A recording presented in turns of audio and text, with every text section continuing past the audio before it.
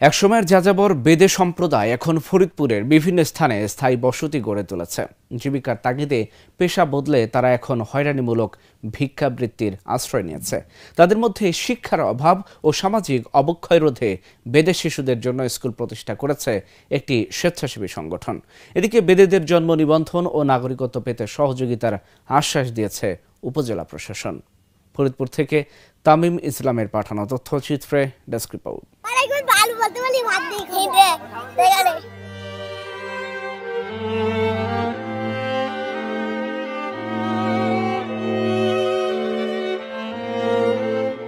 বাবু সেলাম বারেবার, আমার নাম গয়া বাইদ্যা বাবু, বাড়ি পদ্মাপার। পল্লীকবি জসিমউদ্দিনের লেখা এ গানের মতো অনেক চলচ্চিত্রেও বেদেদের বিচিত্র জীবনের গল্প তুলে ধরা হয়েছে। ছোট ছোট নৌকায় করে এক ঘাট থেকে আরেক ঘাটে ভেসে বেড়াতো বেদেরা। নদীর পাশে অস্থায়ী বসতি গড়ে তারা বসবাস করত। দাঁতের পোক বের করা, শিঙার সাহায্যে বাতের ব্যথা দূর করা ও সাপের খেলা দেখিয়ে জীবিকা নির্বাহ করত বেদেরা। নবী সাহেবই বলে গেছে ভিক্ষা করা নিষেধ, তারপর আমাদের বাল বাচ্চা করে খায়, ওই যে অভাবেই স্বভাব নষ্ট, ভজনে কুল নষ্ট, অভাবে পড়ে এটা করে, অভাবে না পড়লে তার এটা করতো না। তা আমরা আমাদের যে ঘর বাড়ি দিত, তাহলে মনে করেন আমরা ভালো পরিবেশে থাকতাম, কিন্তু পারতেছি না। তবে সময়ের সাথে বদলেছে বেদেদের জীবনধারা। সেই বেদে পরিবারগুলো দেশের বিভিন্ন স্থানে স্থায়ী বসতি গড়ে তুলছে। তেমনই একটি বসতি ফরিদপুরের কুমার নদের তীরে মুন্সিবাজার বেদেপল্লী। মাত্র 4 বছর আগেও এই এলাকায় হাতে গোনা কয়েকটি ঝুপড়ি থাকলেও বর্তমানে সেই সংখ্যা বেড়ে দাঁড়িয়েছে প্রায় 55টিতে। আসে সবাই, কেউ সাহায্য করে না, কিছু না, আসে আসে দেখে দেখে চলে যায়গা। আমরা তো এরকম গরিব মানুষ, আমাদেরকে কেউ সাহায্য করে? ওই পোলাপান পড়াতে আসে, 10 দিন 5 দিন 2 দিন পড়ায়, পড়িয়ে আবার চলে যায়। পোলিও না পালে কি হবে? জন্ম নিমন্ত্রণ তো আমরা করি নাই, কেমনি করব? সরকার যদি আমাদের টাকা আমাদের কিছু দেয়, সাহায্য করে, তাহলে আমরা করতে পারি। আর আমাদের সরকারই দেখে না। তা আমরা নিজেরা তা কামাই করি খাবো, না পোলাপানরে পড়ালেখা শিখাবো, নাকি পেট চালাবো? এই বেদেপল্লীর প্রায় 300 মানুষ মানবেতর জীবন যাপন করছেন। এখানকার শিশুরা শৈশব থেকেই মাদকাসক্ত ও শিক্ষা, স্বাস্থ্য সহ মৌলিক অধিকার থেকে বঞ্চিত। টিকা অথবা কোনো ওষুধ বাবদ কোনো জিনিসে কোনো সহযোগিতা পাইনি। আমরা যাইও নাই তাগুর কাছে, হয়তো আমরা পাইও নাই, কিন্তু এখানে কোনো লোক আসেনি। যদি আমাদেরকে সহযোগিতা করতুক, ছেলে পিলে লেখাপড়া করি, অন্য কাজ করতুক আমাদের স্বামীরা, আর এই ব্যবসা করতাম না, ছাইরে দিতাম আস্তে আস্তে। এই দাবি। নারীরা শিশুদের নিয়ে শহরের পথে পথে হয়রানিমূলক ভিক্ষাবৃত্তির আশ্রয় নিয়েছে। হাত পেতে ভিক্ষা না করে পথচারীদের হয়রানি করে টাকা আদায় করে এসব বেদে। অনেকে আবার ছিনতাইয়ের মতো অপরাধে জড়িয়ে পড়ছে। ফরিদপুরে একটা বেদেপল্লী রয়েছে। বেদেপল্লী থেকে আমরা যেরকম যখন শহরে আসি, জনতা ব্যাংকের মোড়ে বা রাজেন্দ্র কলেজের যখন নামি, তখন কি হয়, বেদেপল্লীর যে ছোট ছোট বাচ্চাগুলা, ওরা এসে আমাদের শরীর জড়ায় ধরে এবং বিভিন্ন ধরনের টাকা নেওয়ার জন্য অ্যাপ্রোচ করে, টাকা না দিলে হ্যারাসমেন্ট করে। এটা আসলে দুঃখজনক। আবার ওদের দোষ দিলেও হবে না, কারণ হচ্ছে ওদের পর্যাপ্ত সুযোগ সুবিধা নেই। হয়রানিমূলক ভিক্ষাবৃত্তির প্রধান কারণ শিক্ষার অভাব। সমাজ থেকে বিচ্ছিন্ন ও নাগরিক সুবিধা বঞ্চিত এই সম্প্রদায়ের অবক্ষয় রোধে সরকারের হস্তক্ষেপ প্রয়োজন বলছেন স্থানীয়রা। ওরা যেভাবে ভিক্ষাবৃত্তি করছে, তাতে আমাদের সাধারণ আমাদের জনগণ আছে, তাদের অনেক হ্যারাসমেন্ট শিকার হচ্ছে। রাস্তাঘাটে যেভাবে তারা আমাদের হ্যারাস করছে, দেখা যায় যে জড়িয়ে ধরছে, আমরা কিছু করতে পারছি না, আমরা কিছু করতে পারছি না, পথে আমাদের বেশ বিব্রতকর পরিস্থিতিতে পড়তে হয়। অনেকেই দেখা যায় যে হাতে পায়ে ধরে টাকা সংগ্রহ করতেছে, তারপরে না দিলে হচ্ছে জোরপূর্বক নিতে চাচ্ছে, তারপরে হাতে পায়ে ঝুলা পড়ে অনেক সময়, মানে নিজের কাছেও খারাপ লাগে অনেক সময়।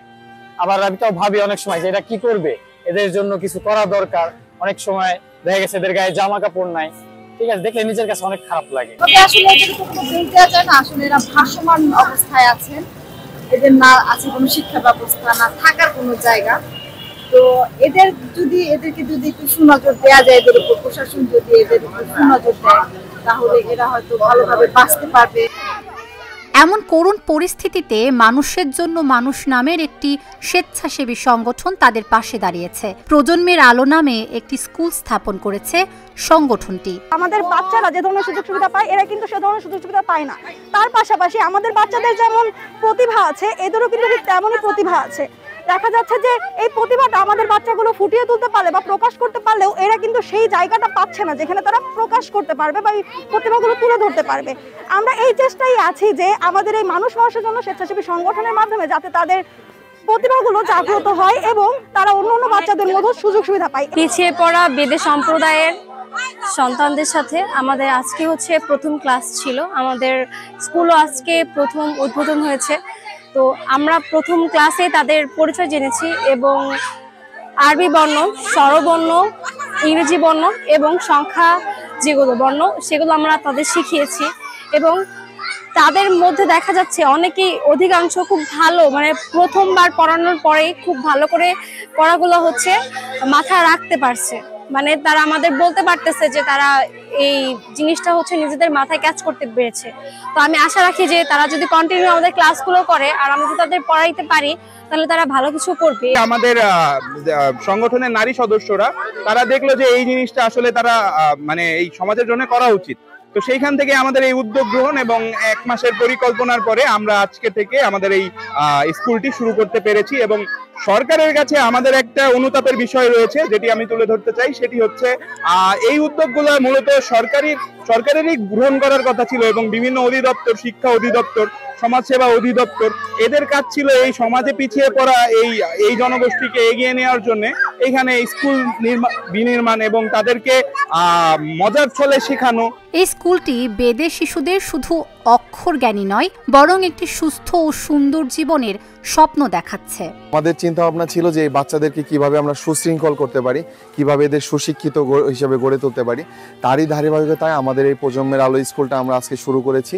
আমরা আশা করি যে আমাদের যে প্রচেষ্টা, আমাদের ভলেন্টিয়াররা আছে, আমাদের শিক্ষকরা আছে, আমাদের ভাইরা আছে, আমরা সকলে মিলে আমরা যদি প্রকৃত অর্থে তাদের মধ্যে শিক্ষার আলোটা প্রয়োগ করতে পারি, ফরিদপুর শহর তথা বাংলাদেশের যে সমস্যাগুলো আছে এই সমস্যাগুলো সমাধান হবে। একই সাথে বাংলাদেশের পিছিয়ে পড়া জনগোষ্ঠী বেদের সম্প্রদায়ের জীবন মান উন্নয়ন হবে। জন্ম নিবন্ধন না থাকায় বেদেরা বিভিন্ন সরকারি সুবিধা থেকে বঞ্চিত হচ্ছে। তাদের পাশে দাঁড়াতে উপজেলা প্রশাসন এরই মধ্যে শীতবস্ত্র বিতরণ করেছে। যদি বেদে সম্প্রদায়ের সদস্যরা জন্ম নিবন্ধন ও নাগরিকত্ব পেতে আগ্রহী হন তবে প্রশাসন তাদের সব ধরনের সহযোগিতা করবে। মুন্সিবাজার এলাকায় যে বেদে সম্প্রদায়ের লোকজন আছে তাদের জন্য আমরা যেটা মানে আমাদের তো ওনারা আসলে এখানকার নাগরিক না, সে কারণে নাগরিক সুবিধা যেগুলো সেগুলো আমরা দিতে পারছি না। কিন্তু এর বাইরে আমাদের এলাকায় অনুন্নত বা অবহেলিত শিশু যারা আছে বা আমাদের এরকম জনগোষ্ঠী যারা আছে যারা এই ধরনের বিভিন্ন সামাজিক সুবিধার আওতায় যাদেরকে আনা প্রয়োজন তাদেরকে সুবিধা প্রদানের জন্য আমরা ইতিমধ্যে এর আগে শীতের সময় শীতকালীন বস্ত্র বা শীতবস্ত্র আমরা প্রদান করেছি। আর এর বাইরে বিভিন্ন এনজিও যারা হলো বেদে সম্প্রদায়কে নিয়ে কাজ করে তাদেরকে আমরা জানাতে পারি যে তারা এদের শিক্ষা এবং স্বাস্থ্য বিষয়ক কার্যক্রমগুলো যাতে আরেকটু সিনসিয়ারলি তারা করে এবং এক্ষেত্রে যদি তারা আমাদের গভর্নমেন্ট প্রতিষ্ঠানের বা উপজেলা প্রশাসনের কোনো ধরনের সহযোগিতা চায় এই বাচ্চাদের স্থায়ী ঠিকানা এবং তাদের নাগরিকত্ব বা তাদের জন্ম নিবন্ধন